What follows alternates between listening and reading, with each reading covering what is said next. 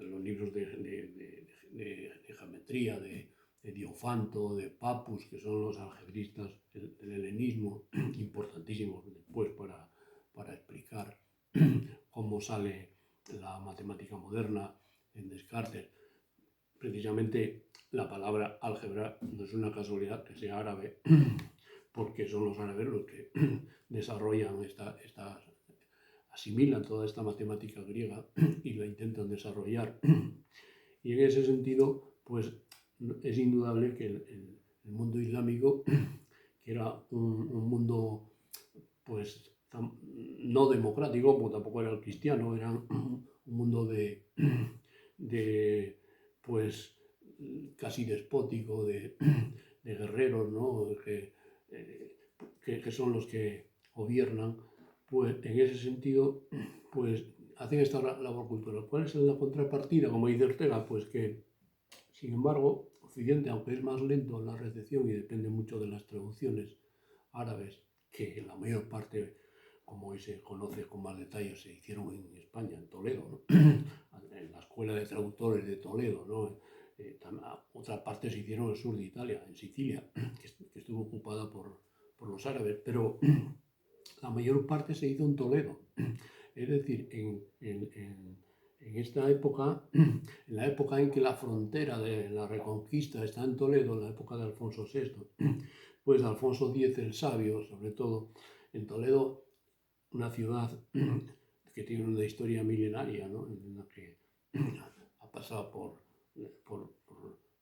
la época romana, el Toledo visigodo, el Toledo islámico, el Toledo cristiano, Toledo en la que se refugian, fue también un centro muy importante de los judíos, cuando los judíos, después de la expulsión, por la destrucción del templo de Jerusalén por los romanos, se dispersan por el mundo, ¿no? Pero la mayor parte de ellos vienen a España, que llaman, para ellos España era Sefarad, ¿no? La segunda Jerusalén, y Toledo, pues en Toledo también tienen asiento estas comunidades judías, que son muy importantes, como vamos a ver también, para la labor de traducción que se hace de la filosofía, de la difusión de la filosofía griega en Occidente, que se canaliza por las traducciones en Toledo, la mayor parte. Y en ese sentido es curioso cómo se hicieron estas traducciones. Era muy difícil entonces que un monje cristiano supiese árabe. Y entonces era muy difícil hacer una buena traducción de los textos en árabe de Aristóteles, los escritos de lógica. Entonces, sin embargo, había también en Toledo los comerciantes judíos que, por tener una relación estrecha con el mundo árabe, pues sabían árabe. ¿Cuál es el problema? Que estos comerciantes pues, no tenían una formación filosófica como los monjes teólogos cristianos. Entonces hay una especie de división del trabajo. Las traducciones parece ser que se hacían de la siguiente manera, ¿no? Los judíos traducían los textos árabes de Aristóteles a la lengua romance, entonces, que era el ladino, el español romance, que todavía hay comunidades judías, los sefarditas, que conservan el ladino que se hablaba entonces en Toledo, que es como una especie de castellano antiguo, ¿no? Que pues hay escritos que, por ejemplo, hablaban así, decían, y decía la mosita, esto que es castellano antiguo. Pues era la lengua de los judíos de Toledo, que, aparte de su lengua propia, los judíos en Toledo se habían asimilado también después de siglos de estancia en España. Decir que los judíos eran un pueblo extraño, aunque había muchas veces prógonos, porque los había en toda Europa, los hubo en Toledo, ¿no? Sin embargo, los judíos se españolizan de alguna manera. Es decir, entonces, muchas veces se dice un filósofo como Spinoza, ¿no? Después es un filósofo judío español. Bueno, ¿y por qué no decir es un filósofo español de religión judía? Porque Spinoza, la familia de Spinoza, ya en la época de los reyes católicos, ya después de siglos se españolizan, ¿no? Es decir, lo único que hacen es conservar su religión. El drama de los judíos es que cuando se constituye el Reino de España con los reyes católicos, la unidad del Estado, que es el primer Estado moderno, ¿no? y que por tanto como Estado moderno racional requiere una homogeneidad de su ideología, que no era la religión, lo mismo que hoy se dice, un Estado democrático como Estados Unidos, por ejemplo, requiere una homogeneización de política. Entonces en Estados Unidos no se admite pues que Texas haya un dictador o un gobierno aristocrático en California, es gobiernos democráticos y el que no está de acuerdo pues que se vaya, ¿no? Claro, no los persiguen, pero obligan a jurar la Constitución. Es decir, todo gobernante tiene que jurar la Constitución democrática de Estados Unidos, si no, no se le deja ocupar cargos políticos. Cosa que aquí en España pues, no se hace, porque hay gobernantes actualmente que pasan de la Constitución. Bueno, no es un país serio. España hoy lo fue en su tiempo y no lo es. Estados Unidos es un país serio. Y Estados Unidos, por ejemplo, no se permitiría que el gobernador qué sé yo, de Texas, pues que sea un dictador nazi, o que no sea un demócrata. Esto pasó entonces, todo eso no era la política, era la religión. Entonces España lo que hace es que crea el modelo, también lo digo esto por toda la controversia que hay sobre la expulsión de los judíos de España, ¿no? Que había que matizar muchísimas cosas, ¿no? Efectivamente, los españoles no fueron como los nazis, o sea, los nazis realmente no permitían a los judíos convertirse al nazismo. Por ser judíos ya no los expulsaban o los mataban, ¿no?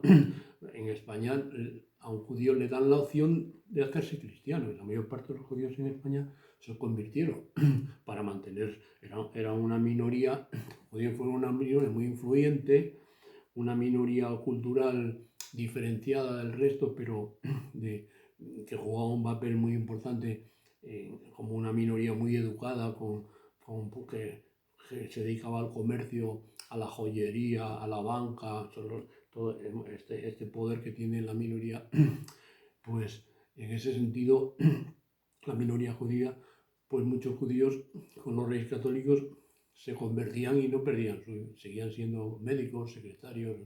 El problema que ocurrió con las expulsiones es que los había que siguiendo las ideas del judío medieval Maimónides, ¿no? De Córdoba, ¿no? Todavía se conserva en Córdoba, en el barrio judío, la judería de Córdoba, una estatua de Maimónides, ¿no? Y en Maimónides, en Guía de Perplejos, ¿no? Que es su obra más importante, el que Maimónides intenta en esta obra asimilar la Biblia con Aristóteles, intentar hacerlo compatible, como había ocurrido también con Filón de Alejandría, mucho antes, ¿no? Pues Maimónides dice que hay que interpretar la Biblia no desde un punto de vista literal, sino había que interpretarla, hacer una interpretación hermenéutica, como se dice hoy, ¿no? Y entonces intenta hacer esto y por eso Maimónides dice que precisamente a Maimónides tuvo que marcharse de Toledo y acabó en Egipto por la intolerancia, perdón, de Córdoba, y acabó en Egipto por la intolerancia islámica, ¿no? Y tuvo que, Maimónides decía que si un judío tiene que convertirse, pues bueno, pues lo hace y luego en privado pues sigue con su religión. Esto es lo que hicieron algunos judíos en España a los que acusaron de marranos, ¿no? Pero marranos no tiene la palabra en el sentido de cerdos o algo así, ¿no? En español marrar significa esquivar el golpe, marrar un golpe, se dice en español. Entonces, que hoy se ha perdido un poco el sentido de esta palabra, ya no se usa, ¿no? Pero se llaman marranos porque eran los que marraban el golpe, es decir, aparentemente se convertían al cristianismo, pero en privado seguían con sus prácticas religiosas. Entonces, ¿qué pasaba? Pues como también los judíos eran una clase privilegiada, clase alta en España por sus actividades económicas, pues había cierta envidia, ¿no? Resentimiento del pueblo, también a veces practicaban la usura, y entonces, claro, inmediatamente cuando descubrían que uno de estos judíos importantes, pues marraba, es decir, en privado seguía con su religión antigua, pues lo denunciaban, ¿no?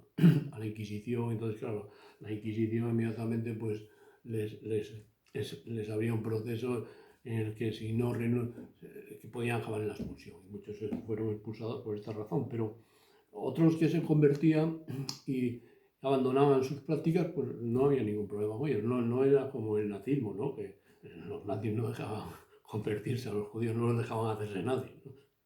Aunque hubo algún judío que para salvar sus intereses económicos, pues parece que trató de acercarse, pero el nazismo en ese sentido es un racismo, en España no hubo esta cuestión racista, porque además los judíos eran españoles, las mismas costumbres, y el estilo de vida español fue asimilado por estos judíos sefarditas, que inmediatamente lo notaron cuando muchos de estos sefarditas que se exilian a Holanda y se encuentran allí con los judíos de Centro Europa, pues se dan cuenta que son diferentes, ¿no?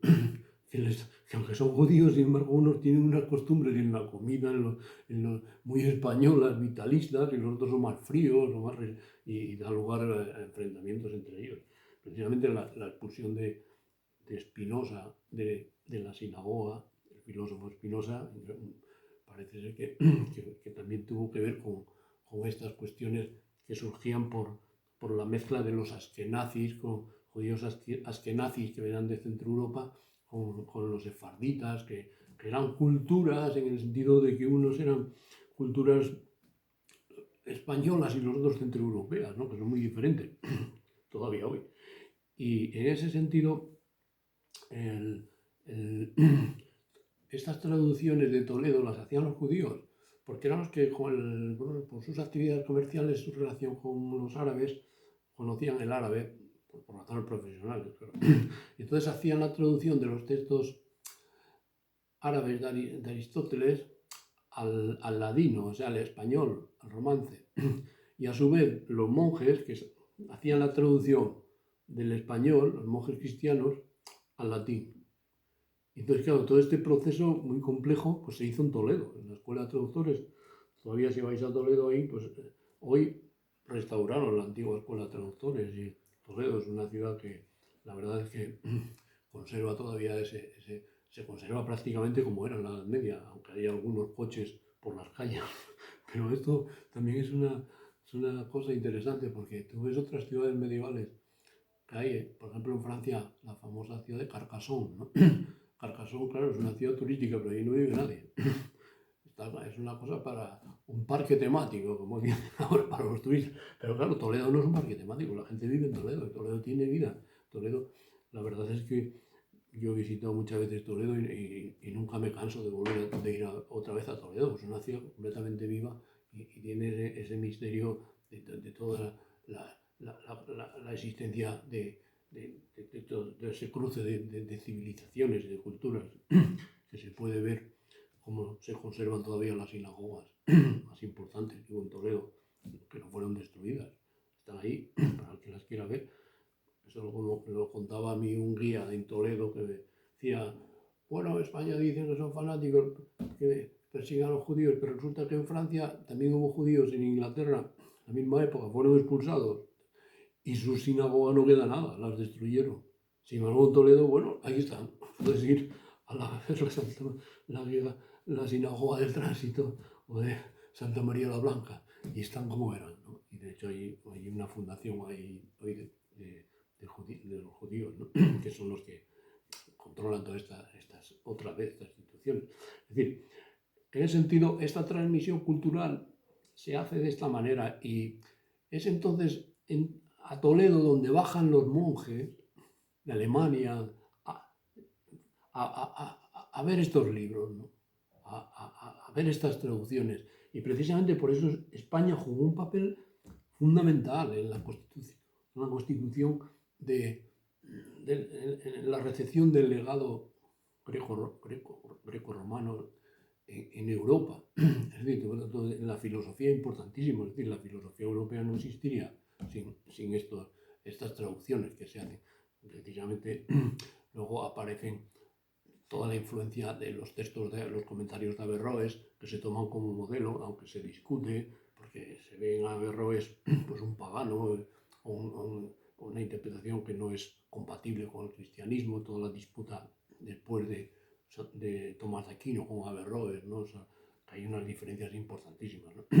Pero todo esto culmina en el surgimiento de esta filosofía medieval en las universidades del siglo XIII, que inician pues Tomás de Aquino y todos estos grandes aristotelistas, ¿no? Aristotélicos, que empiezan a difundir esta filosofía de Aristóteles en las universidades. Aquí aparece también otra cuestión muy importante, la creación de las universidades, ¿no? Como una diferencia que hay entre el Islam y el cristianismo es las universidades. Es decir, a veces se dice, ¿por qué el Islam, si tenía todas las cartas en la mano con la recepción de los textos de Aristóteles, la medicina, ¿por qué en el Islam no estalla la revolución científica? La revolución científica estalla después en Europa, con Copérnico, la nueva astronomía, la nueva física, y hoy sabemos por los historiadores que eso no surgió de la nada, sino que surgió de siglos de enseñanza en las universidades europeas de la física de Aristóteles, de los intentos de algunos escolásticos de intentar pues, desarrollar las ideas de la física de Aristóteles, entonces acaban desarrollando ideas nuevas, ¿no? Todo esto está muy estudiado por los historiadores, como Nicolás de Oresmes y todos estos escolásticos, que en España también incluso había desarrollos que anticipaban ideas de Domingo de Soto, por ejemplo, anticipan ideas de Galileo.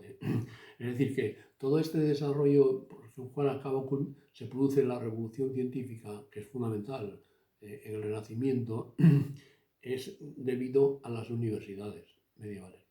Los árabes no crearon unas instituciones parecidas. Es decir, la enseñanza de Aristóteles no salió de unos círculos de Córdoba o de Damasco, unos círculos, diríamos, aristocráticos, de cultura cortesana, de palacio, que claro, la debilidad de esta cultura es que cuando, como ocurre ahora, surgían movimientos fundamentalistas, pues perseguían a los filósofos, ¿no?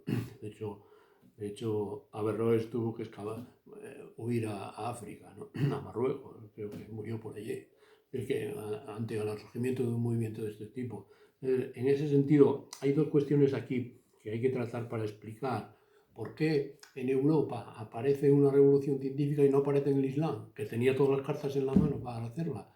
Pues una de las razones, que los historiadores tienen que explicar esto, ¿no? Yo creo que una de las razones que se dan es, primero, la creación de las universidades. El Islam no contó con una institución de este tipo. ¿Por qué son posibles las universidades en Europa? En las que hay cierta libertad de investigación y no están sometidas a movimientos fundamentalistas que acaben persiguiendo a los filósofos. ¿Por qué ocurrió esto? Pues precisamente por la existencia de la Iglesia y porque la sociedad europea, que surge en esta Edad Media europea, es nueva, es una sociedad histórica nueva. Lo mismo que decimos que la civilización griega se diferencia de todas, tiene en común muchas cosas con las civilizaciones anteriores, pero hay una cosa que las diferencia de todas, que es la aparición de la ciencia. La aparición de la primera ciencia que se constituye como tal, la geometría, aparece en Grecia, no aparece antes. Y esto lo distingue de otras civilizaciones. ¿No? Por eso no todas las civilizaciones son iguales. Es que el que no quiera ver esto es que está ciego. Segundo lugar, la civilización europea. ¿En qué se distingue la civilización europea de todas las civilizaciones anteriores? Bueno, Ortega decía que es lo mismo que todas, más la ciencia. Y tiene razón, porque aquí se recibe el legado científico. También se recibió, sin embargo, el Islam, el legado científico. El Islam hizo unos desarrollos importantes en las matemáticas, en el álgebra. ¿Por qué, sin embargo, el Islam no aparece la revolución en la segunda ciencia importante, como dice Augusto Comte, después de matemáticas, que es la física, la astronomía, la física? ¿Por qué no ocurre esto? Pues la explicación está en que Europa se distingue de todas las civilizaciones anteriores en que hay una división del poder. Es decir, es una civilización que podríamos llamar liberal. Es decir, no existe un poder absoluto en esa civilización. ¿En qué consiste la división del poder? Pues precisamente una idea que ya surgió al final del Imperio Romano, pero que como el Imperio Romano se vino abajo, pues no se pudo desarrollar. Se desarrolla en Europa cuando Carlomagno intenta reconstruir el Imperio Romano y entonces quiere reconstruirlo según el modelo de Constantino, no según el de Augusto, un modelo del Imperio Romano cristiano. Y entonces se da cuenta de que el Imperio Romano de Constantino es el primero emperador que renuncia al poder absoluto y mantiene que el poder terrenal, digamos, el poder político es el poder del emperador, pero el poder que influye en las creencias, en el poder espiritual que llamaban los positivistas, como Augusto Conte, frente al poder terrenal, Constantino lo deja a manos de la Iglesia. La Iglesia es un poder separado o diferente del poder político. Eso aparece en Constantino, pero claro, eso se vino abajo. Sin embargo, cuando resurge, cuando se va constituyendo la civilización europea y alcanza una madurez con Carlomagno, no hay una unidad. Carlomagno cree que debe ser investido emperador con la unción del Papa. Y por eso tiene que inventar todas esas historias de que la Iglesia es la heredera del Imperio Romano y todo eso. Pero en realidad, ¿qué es lo que ocurre aquí? Pues que se introduce una civilización que ya de base tiene una estructura diferente a todas las civilizaciones anteriores. Que es que no es una civilización, diríamos, en el que el emperador o el jefe político asuma a su vez todos los poderes, incluso religiosos, ¿no? Como eran los faraones, que eran pues jefes políticos y religiosos. Los emperadores romanos antes de Constantino también eran así. Y esto es la diferencia con el Islam, porque el Islam siguió el modelo antiguo. En el Islam, como se dice hoy, no hay separación entre el poder político y el religioso. Pero eso era como pasaba en el Imperio Romano Augusto, o como pasaba en el Egipto de los faraones. O sea, no hay separación. Sin embargo, en Europa hay esta separación. Esta separación es la que posibilitó una mayor libertad de investigación, sin la cual no se puede desarrollar ni la filosofía ni la ciencia. ¿Por qué fue posible la filosofía o la ciencia dentro de ciertos límites, evidentemente, en Europa y no fue posible en el mundo islámico? De una forma continuada, por la creación de las universidades. Las universidades quedaban fuera del poder digamos, del emperador, más bien quedaron en manos del poder espiritual que era la Iglesia. Bien, vamos a dejar esto y aquí el próximo día continuamos.